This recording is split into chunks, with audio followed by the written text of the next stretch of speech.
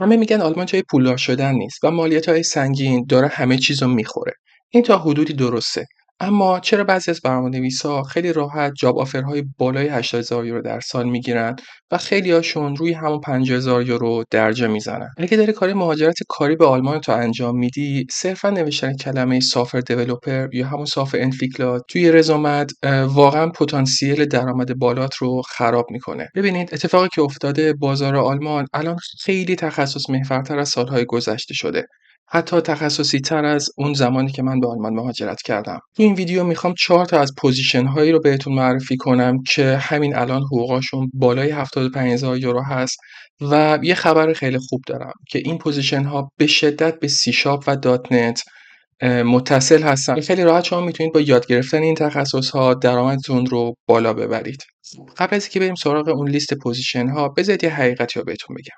آلمان برخلاف امریکا تمام صنعتش دست یه سری غول‌هایی مثل BMW، زیمنس و شرکت‌های اینجوری هستن که نرم افزارهاشون خیلی به شدت متصل شده به سیستم‌های اینترپرایز.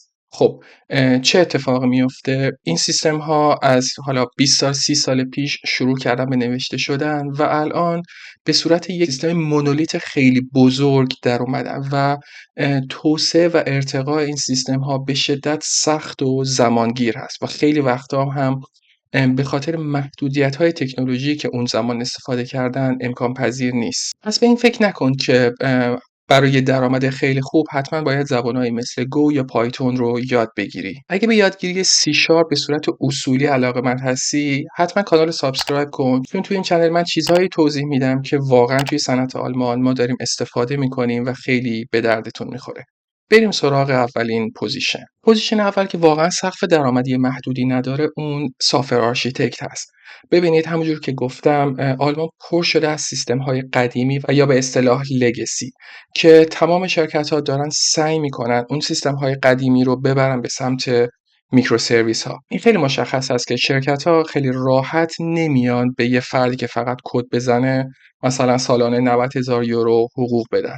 پس نیاز به یه کسی دارن که به اصطلاح اونرشیپ اون کل سیستم رو به عهده بگیره، یعنی تمام سیستم رو متوجه بشه. یعنی اون فرد باید بتونه کامل بیزینس اون پروسه رو درک کنه و همون رو تبدیل به کد کنه. حالا ربطش به سی شارپ چی هست؟ اگه شما سینیور دات نت دیولپر هستید، قطعا با یه مسائلی مثل CQRS و یا مثل یه سری حالا مسیج بروکر هایی مثل کافکا و رابط MQ آشنا هستید. شما باید این تخصص ها رو خیلی خوب و عمیق یاد بگیرید اگه واقعا درآمد خیلی خوبی میخواد.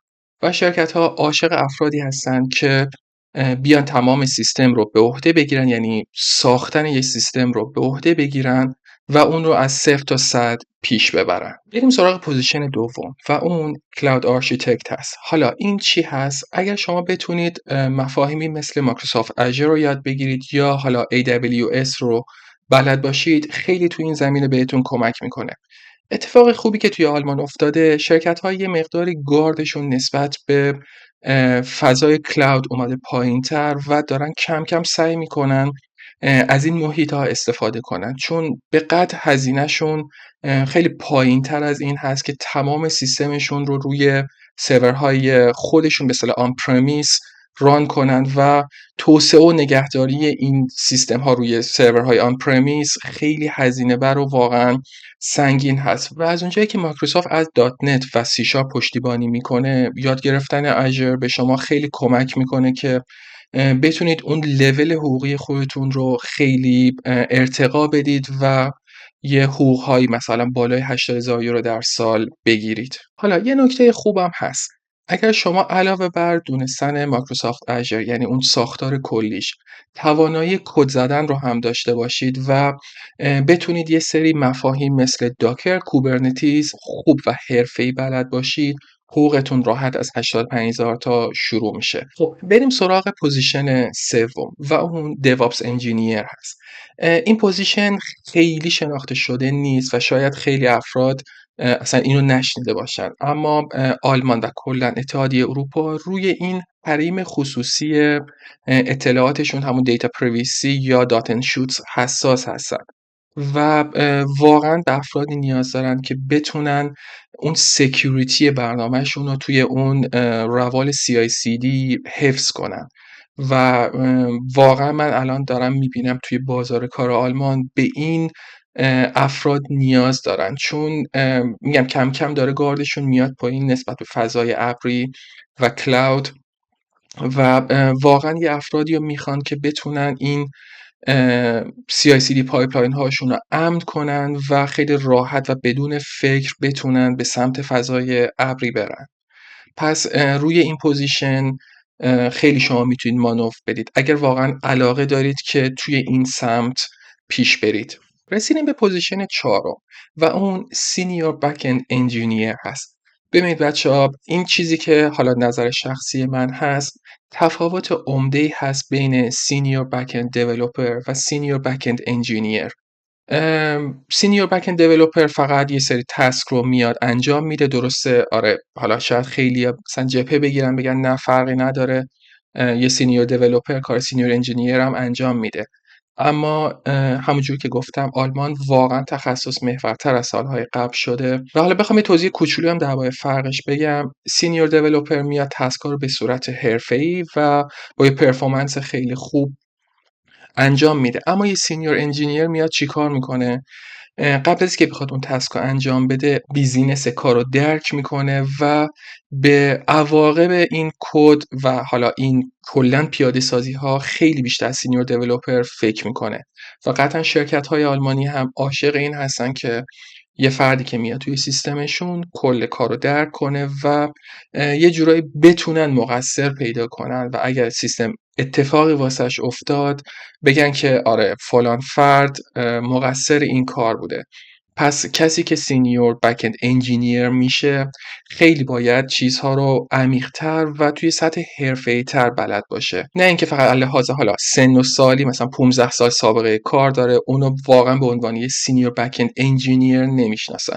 اوکی، به اون میگن یه دونه سینیور بک اند دیولپر که حالا حقوقای خوبی هم میگیره، اما سینیور بک اند انجینیر لولش فرق میکنه و حالا به اصطلاح میگن یه گروه شغلی بالاتر از سینیور بک اند دیولپر هست و با این پوزیشن شما خیلی راحت میتونید از 75,000 یورو در سال شروع کنید و حالا برید بالا تا 100,000 تا. بازم میگم بستگی به شهری داره که واسش اپلای میکنید و حالا به صورت کلی هزینه های اون منطقه‌ای که زندگی میکنید این حقوقا هم بالا پایین میشه. خب قبل از اینکه بخوام حالا ادامه ویدیو رو بریم، قطعا خیلیا به من پیام میدن یا مثلا کامنت مینویسن که نه این حرفایی که میزنی درست نیست، این حقوقا یه اعداد نجومی هست. آره میدونم، اگر این ویدیو پوزیشن های برتر برای مهاجرت توی سال 2026 رو دیده باشید، خیلی حقوق ها پایین تر از این نرم هایی بود که من گفتم. درسته، اولش هم بهتون گفتم اگر واقعا متخصص هستید و درآمد خوبی میخواید باید این تخصص ها و این اسکیل ها رو به صورت خیلی عمیق بلد باشید و نه این که فقط حالا یه دوره توی لینکدین یا توی یوتیوب ببینید و بگید که اوکی من مثلا دیوآپس انجینیر هستم یا کلاود آرشیتکت هستم. اینا به این راحتی نیست.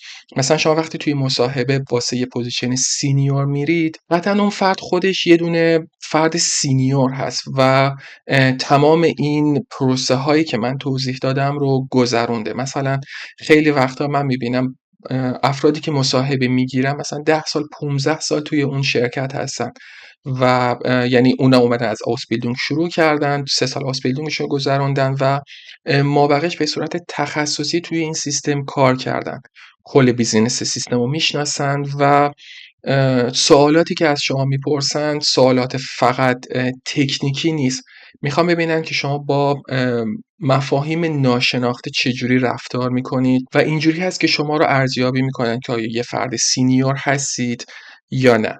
خب حالا رسیدیم به انتهای ویدیو. بیاید دو تا چارت کنید ببینید که اصلا این اعداد ارقام جور هست باهاتون، جور نیست دیگه، اصلا اون تفکراتی که توی ذهنتون بوده جور در میاد با این جور حالا حقوق ها یا نه. چون میدونم اگر شما واقعا این تکنیک ها رو بلد باشید جاهای مثل امریکا و استرالیا برید حقوقاتون خب قطعا 2 برابر این میشه. اما حسنی که آلمان داره خیلی راحت تر بهتون ویزا میده و پوزیشن هایی که دارن به نسبت بیشتر هست، چون همونجوری که گفتم نیازشون این هست که سیستم های قدیمیشون رو آپدیت کنن و به یه سمتی برن که 10 سال دیگه گرفتار نشن. مرسی که تا اینجای ویدیو رو تماشا کردید. امیدوارم که این 4 تا پوزیشن به دردتون بخوره و اگه علاقه‌مند هستید که بدونید واسه هر پوزیشن چه ریکوایرمنت هایی لازم هست، حتما توی کامنت ها بنویسید. من توی اولین زمان ممکن سعی میکنم یه دونه ویدیو بگیرم، دونه دونه همه این پوزیشن ها رو باز کنم و با هم پیش بریم و ببینیم واقعا این پوزیشن ها چه تخصص هایی رو میخوان و اینها فقط یه دونه تایتل شغلی نیستن. خیلی شرکت ها یه سیستم های خیلی خاصی رو میخوان یا نه مثلا میگن که ما مدرک مایکروسافت با این عدد رو میخوام. حالا مثال ساده بزنم، مثلا مایکروسافت اژور رو شما بخواید بگیرید، فکر میکنم اولیش مایکروسافت اژور 900 هست، بعد میشه که مایکروسافت اژور 204 و حالا این ادامه پیدا میکنه تا میره بالا. پس هر سوالی داشتید یادتونه توی کامنت ها بنویسید و خوشحال میشم که پیج رو سابسکرایب کنید اگر هنوز اون رو سابسکرایب نکردید. یادتون نره من یک شنبه تا یک شنبه ویدیوهامو آپلود میکنم و مسائلی رو توضیح میدم که در حال حاضر ما داریم توی صنعت آلمان ازشون استفاده میکنیم. تا ویدیو بعدی، خدا نگهدار.